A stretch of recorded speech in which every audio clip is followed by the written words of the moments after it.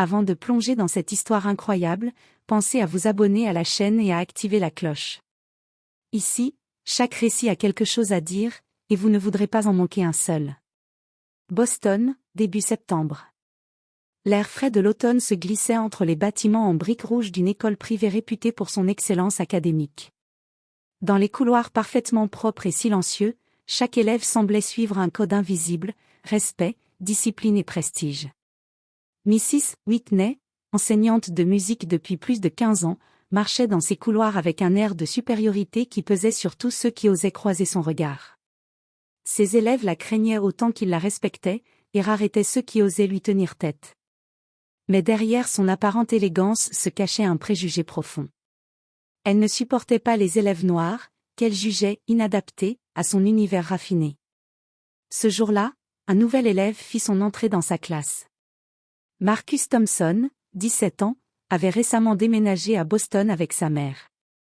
Ses yeux brillaient de curiosité et de détermination, et une assurance naturelle émanait de sa posture. Marcus n'était pas seulement un adolescent ambitieux, il était le fils d'un célèbre pianiste de jazz, et la musique coulait dans ses veines depuis sa naissance. Dès qu'il franchit la porte de la salle de musique, Mrs. Whitney le remarqua. Elle fronça les sourcils, irritée par son calme et sa manière assurée de marcher. Une idée germa immédiatement dans son esprit: elle allait le ridiculiser. Après tout, quoi de mieux qu'une performance musicale pour exposer publiquement quelqu'un qu'elle croyait inférieur? Elle ignorait encore que ce qu'elle pensait être un simple moment de divertissement à ses dépens allait se transformer en une leçon d'humilité amère, pour elle-même. Marcus Thompson franchit les grandes portes en bois de l'école privée avec un mélange d'excitation et d'appréhension. Chaque pas résonnait sur le parquet brillant du hall d'entrée, tandis que ses yeux parcouraient les portraits anciens accrochés au mur, témoins de générations d'élèves privilégiés. Sa mère, une femme élégante et discrète, l'accompagnait jusqu'à la classe de musique. Sois toi-même, Marcus, et ne laisse jamais personne te faire douter de ton talent, murmura-t-elle avant de lui donner une étreinte rapide. Marcus acquiesça, sentant son cœur battre à tout rompre. Mrs. Whitney était déjà là, debout derrière le piano à queue. Elle le regarda entrer avec un sourire froid, calculé. « Ah, vous devez être Marcus Thompson », dit-elle d'une voix qui se voulait cordiale mais chargée de condescendance. « Je suis Mrs. Whitney, votre professeur de musique. » Marcus s'inclina poliment. « Enchanté, madame. » Les autres élèves chuchotaient entre eux, jetant des regards curieux vers le nouvel arrivant. Certains semblaient impressionnés, d'autres sceptiques. Marcus sentit le poids de leurs yeux sur lui, mais il ne fléchit pas. Il avait grandi avec la musique pour guide, et il savait qu'aucune arrogance ni préjugé ne pouvait éteindre sa passion. Mrs. Whitney esquissa un sourire narquois en voyant l'assurance naturelle de Marcus. Dans son esprit, elle avait déjà planifié la suite, une performance publique qui montrerait à tous où était la place de Marcus. Elle ignorait que Marcus possédait un don rare, capable de captiver et de surprendre, même les plus sceptiques. Alors qu'elle lui indiquait le piano, Marcus sentit un frisson d'anticipation. Il ne savait pas encore que ce moment marquerait le début d'une confrontation qui allait transformer la salle de musique, et surtout, changer le regard de tous sur lui, et sur Mrs. Whitney. Mrs. Whitney se tenait devant Marcus, les bras croisés, un sourire narquois sur les lèvres. « Très bien, Marcus, puisque vous êtes nouveau, pourquoi ne pas nous montrer ce dont vous êtes capable ?» dit-elle, sa voix trahissant à peine le plaisir qu'elle prenait à l'idée de l'humilier. Les autres élèves se tournèrent immédiatement vers Marcus, curieux mais aussi amusés par ce qu'ils pensaient être le prochain échec du nouvel élève. Quelques chuchotements circulaient: il n'a sûrement jamais joué devant un vrai public. Ou, voyons s'il est à la hauteur. Marcus s'approcha du piano à queue, le cœur battant, mais sans une once de peur visible. Il posa ses mains sur les touches, prit une profonde inspiration et jeta un bref regard à Mrs. Whitney. Son sourire se figea légèrement. Elle avait voulu provoquer le doute, mais Marcus restait immobile et concentré, prêt à relever le défi. « Commencez, alors », lança Mrs. Whitney, comme pour défier sa compétence. « Jouez quelque chose de intéressant. » Les doigts de Marcus glissèrent sur les touches, d'abord avec douceur, puis avec une intensité qui captura immédiatement l'attention de tous. La mélodie qui s'éleva n'était pas simplement une succession de notes, c'était une histoire, une émotion, une force intérieure qui remplissait la salle et imposait le respect. Les élèves restèrent bouche bée. Certains se penchèrent en avant, hypnotisés, tandis que d'autres échangèrent des regards incrédules. Marcus ne jouait pas pour impressionner Mrs. Whitney ou ses camarades, il jouait pour lui-même, pour sa passion, pour l'affirmation silencieuse de sa dignité. Mrs. Whitney sentit un frisson d'énervement parcourir son dos. Elle avait espéré un échec, un moment de gêne pour Marcus, mais chaque note qu'il jouait soulignait au contraire son propre ridicule. Elle tenta de masquer sa frustration derrière un masque de neutralité, mais le regard intense de Marcus et l'admiration silencieuse de la classe lui échappaient totalement. À cet instant, Mrs. Whitney commença à réaliser que sa tentative d'humiliation ne se déroulait pas comme prévu. Ce qu'elle croyait être un simple jeu de supériorité allait bientôt se retourner contre elle. Marcus prit une profonde inspiration, ses mains se posant avec assurance sur le clavier. Il savait que ce moment allait décider non seulement de sa réputation, mais aussi de la manière dont Mrs. Whitney le percevrait. Lentement, il commença à jouer. Les premières notes étaient délicates, presque hésitantes, mais chaque touche résonnait avec une clarté et une émotion qui captivaient immédiatement l'auditoire. Les murmures des élèves s'éteignirent peu à peu, remplacés par un silence attentif. Même Mrs. Whitney, qui avait prévu de se moquer à chaque fausse note, sentit une tension étrange monter en elle. Puis Marcus accéléra, enchaînant des passages complexes et virtuoses. Les mélodies se mêlaient, dansaient et racontaient une histoire de passion, de lutte et de fierté. Chaque note semblait défier les préjugés de l'enseignante, chaque accord résonnait comme un rappel que le talent et la dignité ne pouvaient être ignorés. Certains élèves étaient émerveillés, d'autres choqués. Quelques-uns échangèrent des regards ébahis. Marcus jouait mieux que la plupart des pianistes qu'ils avaient vus dans les récitals de l'école. La salle entière semblait suspendue à sa performance, et même le professeur de musique assistant, qui observait la scène, détourna le regard, impressionné malgré lui. Mrs. Whitney sentit sa confiance vaciller. Ses lèvres tremblaient légèrement, et son sourire narquois se fana. Elle avait voulu réduire Marcus à un simple objet de ridicule, mais il venait de transformer l'humiliation en triomphe silencieux. Chaque élève pouvait désormais voir que son talent surpassait les attentes et que sa dignité ne pouvait être entamée. Alors que la dernière note s'éteignait, un silence respectueux s'abattit sur la salle. Les yeux de Marcus brillaient, emplis de fierté et de calme, tandis que Mrs. Whitney, pour la première fois, se sentit démunie. Elle avait voulu humilier, mais c'était elle qui venait d'être confrontée à sa propre arrogance. Ce moment fatidique marquait un tournant. Marcus ne jouait plus seulement pour impressionner ou se défendre, il venait de montrer que la véritable grandeur réside dans le talent, la persévérance et le respect de soi. Et dans ce silence vibrant, chaque élève comprit que Mrs. Whitney allait devoir affronter le prix de sa méchanceté. Marcus termina sa pièce par un accord final, clair et puissant. Le silence qui suivit était presque tangible. Les élèves restèrent immobiles, certains bouche bée, d'autres les yeux brillants d'admiration. Même ceux qui s'étaient moqués plus tôt ne pouvaient retenir un murmure de respect. Mrs. Whitney sentit son cœur se serrer. Ce qu'elle avait prévu comme une humiliation publique se transformait en un triomphe pour Marcus. Elle tenta de reprendre le contrôle. « Très intéressant, Marcus », dit-elle d'une voix légèrement tremblante. Mais le ton ironique qu'elle avait voulu imposer ne parvint pas à masquer sa frustration. Un des élèves leva timidement la main. « Madame, c'était incroyable, vous jouez souvent comme ça. » Mrs. Whitney sentit l'embarras la submerger. Elle avait espéré que Marcus trébucherait, que ses doigts s'en mêleraient, qu'il rougirait sous le regard de la classe. Au lieu de cela, il avait transformé chaque note en une démonstration de maîtrise et de confiance. Les élèves commencèrent à applaudir timidement, puis de plus en plus fort. Marcus se leva, inclina légèrement la tête en signe de gratitude, et un sourire discret éclaira son visage. Il n'avait pas besoin de paroles pour montrer sa dignité, sa musique l'avait fait à sa place.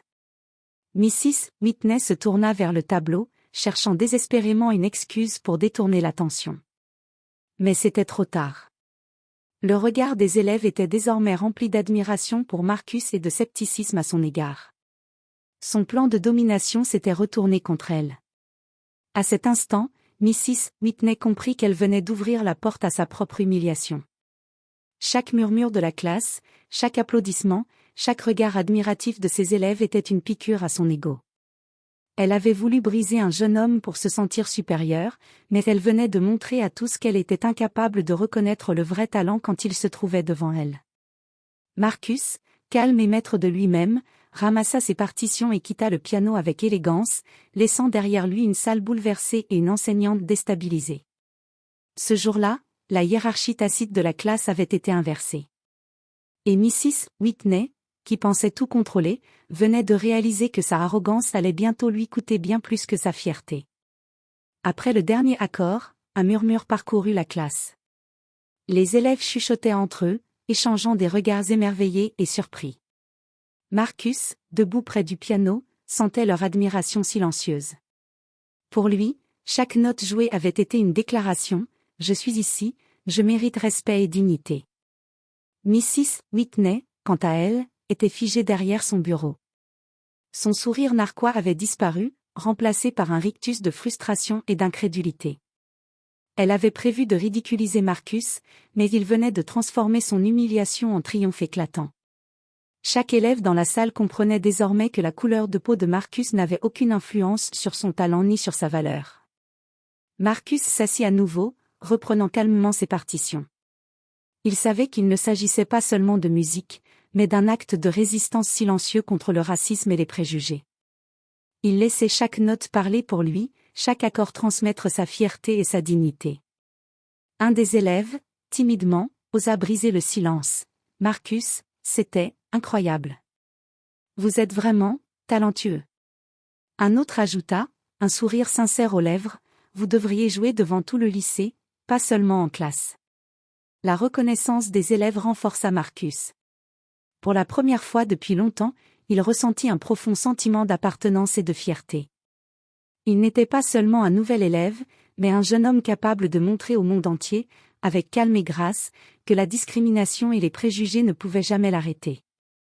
Mrs. Whitney, observant la scène, sentit sa position vaciller.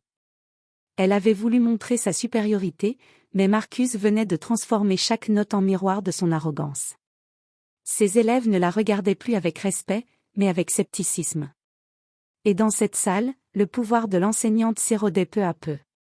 Marcus, conscient de l'effet de sa performance, se leva, inclina légèrement la tête vers la classe et murmura « Merci ». Ce simple mot, accompagné de son sourire discret, suffisait à captiver l'attention et à marquer les esprits. Ce jour-là, la fierté de Marcus ne se limitait pas à sa musique.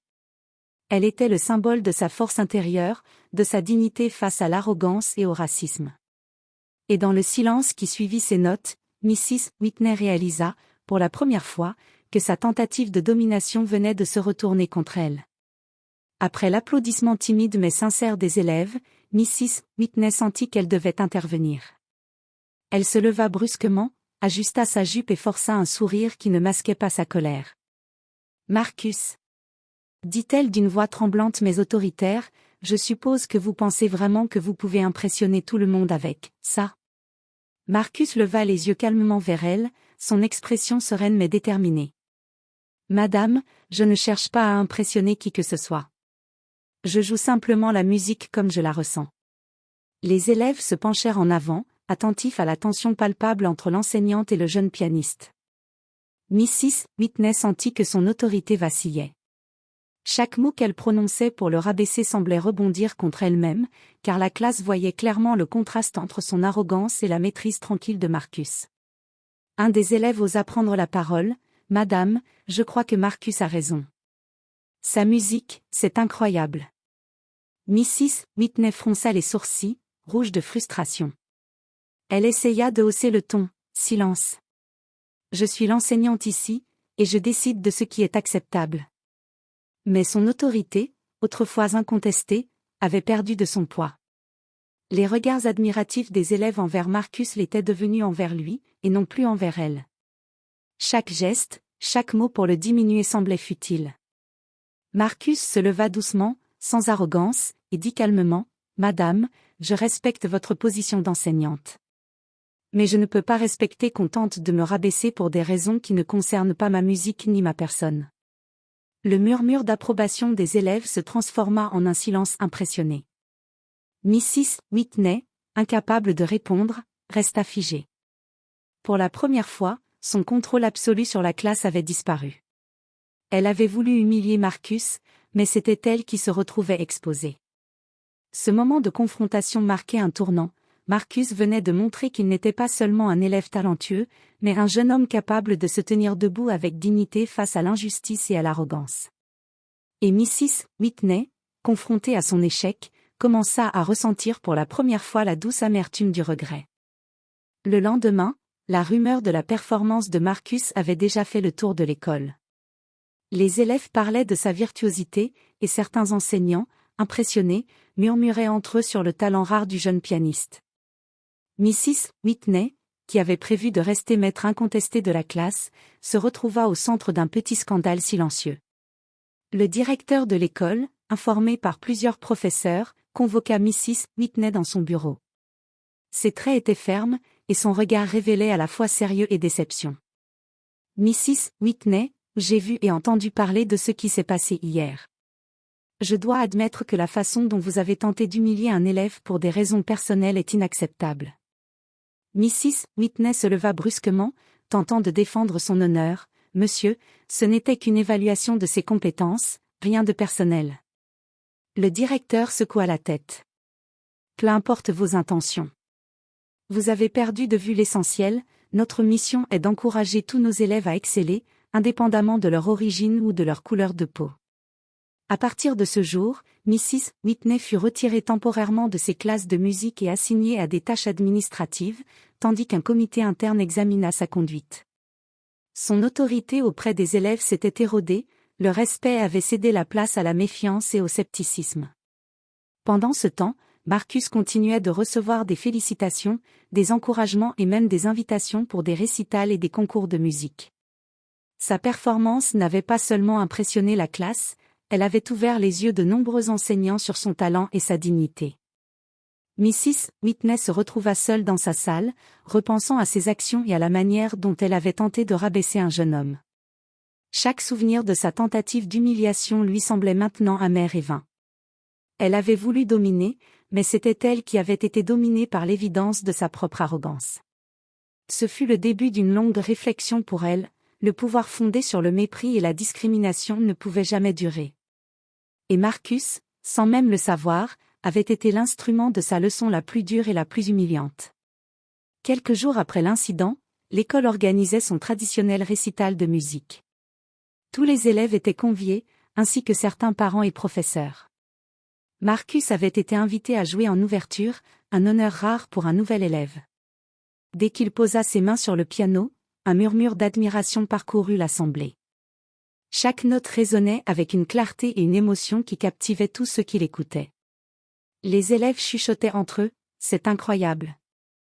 Je n'avais jamais entendu quelqu'un jouer comme ça. » Même certains enseignants, qui avaient douté de lui, étaient bouche bée. Marcus ne jouait pas pour se montrer, il jouait pour partager son amour de la musique et sa fierté. Sa performance devint rapidement un symbole de talent pur et de dignité, inspirant admiration et respect. Mrs. Whitney, présente dans la salle, sentit son regard se poser sur lui, mais cette fois, ce n'était pas pour le juger ou le ridiculiser. Elle réalisa avec amertume que Marcus avait gagné quelque chose qu'elle ne pourrait jamais lui retirer, le respect et l'admiration sincère de tous. Son arrogance et ses préjugés l'avaient laissé seule face à la vérité. À la fin de sa pièce, un tonnerre d'applaudissements éclata. Marcus se leva, inclina légèrement la tête et sourit humblement. Chaque élève, chaque professeur présent ressentit l'impact de sa musique, et même ceux qui avaient tenté de le juger auparavant furent forcés de reconnaître son génie. Les propositions pour des bourses, des concours et des récitals ne tardèrent pas à arriver. Marcus n'était plus seulement un nouvel élève, il était devenu une figure de respect et d'inspiration pour toute l'école. Les élèves noirs se sentirent encouragés et fiers, tandis que d'autres commencèrent à remettre en question leurs propres préjugés. Ce jour-là, Marcus avait non seulement conquis la salle de musique, mais il avait aussi redéfini le regard que l'école portait sur le talent et la dignité. Et Mrs. Whitney, silencieuse dans un coin, comprit que sa tentative de domination avait échoué de manière irréversible. Les semaines qui suivirent, Mrs. Whitney se retrouva confrontée à la réalité de son échec. Ses collègues et même certains élèves la regardaient désormais avec distance et scepticisme. Chaque tentative de reprendre son autorité dans la classe semblait vaine. Marcus, par son talent et sa dignité, avait transformé la dynamique, ce n'était plus elle qui commandait le respect, mais lui qui l'inspirait. Elle repensait souvent à ce jour précis où elle avait tenté de ridiculiser Marcus devant toute la classe. Chaque note jouée par le jeune pianiste revenait dans son esprit comme un écho humiliant. Elle avait voulu prouver sa supériorité, mais elle avait été exposée, non pas par des paroles, mais par la musique, un langage universel et implacable. Même les parents d'élèves, qui avaient assisté au récital et avaient entendu parler de l'incident, murmuraient sur son arrogance et son comportement déplacé. Mrs. Whitney sentit pour la première fois un véritable isolement professionnel et social. Ses excuses, bien qu'adressées timidement à quelques collègues et au directeur, semblaient creuses face à l'admiration et au respect que Marcus avait suscité. Chaque matin, en voyant Marcus traverser les couloirs avec assurance et respect, Mrs. Whitney ressentait un mélange de honte et d'envie. Il était jeune, talentueux et admiré, tandis qu'elle, malgré ses années d'expérience, était désormais jugée et critiquée. Son arrogance avait laissé place à une amertume qu'elle n'avait jamais connue. Ce regret était amer, profond et inévitable. Elle comprit que la véritable autorité ne venait pas de l'humiliation des autres, mais de la reconnaissance et du respect qu'on savait inspirer. Marcus, sans effort apparent, lui avait donné la leçon la plus dure de sa carrière. Ce jour-là, Mrs. Whitney se rendit compte que la vie avait retourné contre elle l'humiliation qu'elle avait cherché à infliger. Et pour la première fois, elle se demanda si elle pourrait jamais regagner le respect qu'elle avait perdu, ou si elle serait à jamais marquée par la supériorité tranquille de Marcus. Les mois passèrent, et Marcus continua de briller dans l'école et au-delà. Son talent au piano était désormais reconnu non seulement par les élèves et les enseignants, mais aussi par des conservatoires et des concours prestigieux. Chaque performance rappelait à tous que le talent et la dignité ne dépendent ni de la couleur de peau ni du statut social. Les élèves noirs de l'école, inspirés par Marcus, commencèrent à croire davantage en eux-mêmes et à oser exprimer leur potentiel. Les autres élèves, qui autrefois avaient peut-être partagé les préjugés de Mrs. Whitney, apprirent à regarder au-delà des apparences et à admirer la compétence et le courage là où ils se trouvent. Marcus, humble malgré son succès, continuait de jouer avec passion, chaque note étant un témoignage de sa force intérieure et de sa résilience. Il devint un symbole vivant de dignité et de persévérance. Son histoire circulait parmi les élèves comme un exemple que l'arrogance et le racisme ne triomphent jamais face à la véritable excellence. Quant à Mrs. Whitney, elle ne retrouva jamais tout à fait la même autorité. Le souvenir de sa tentative d'humiliation et de l'éclatante victoire de Marcus la suivait partout. Elle comprit que le respect se gagne par la justice, l'ouverture d'esprit et l'encouragement, et non par le mépris et la condescendance. Sa chute fut lente mais inévitable, et elle dut apprendre à coexister avec le succès de celui qu'elle avait cherché à humilier. L'héritage de Marcus allait bien au-delà de ses performances musicales. Il avait transformé une simple classe de musique en un lieu où l'intégrité, le talent et le courage triomphaient. Il avait montré que même face à l'arrogance et à la haine, la dignité et la détermination pouvaient inverser le pouvoir et laisser une marque indélébile. Ainsi, Marcus Thompson ne fut pas seulement un élève remarquable, mais un symbole durable, celui que la vraie grandeur se mesure par le talent, le respect de soi et la capacité à inspirer les autres, plutôt que par la peur ou l'humiliation. Et dans chaque note qu'il jouait, résonnait un message clair et éternel, la lumière finit toujours par triompher sur l'ombre.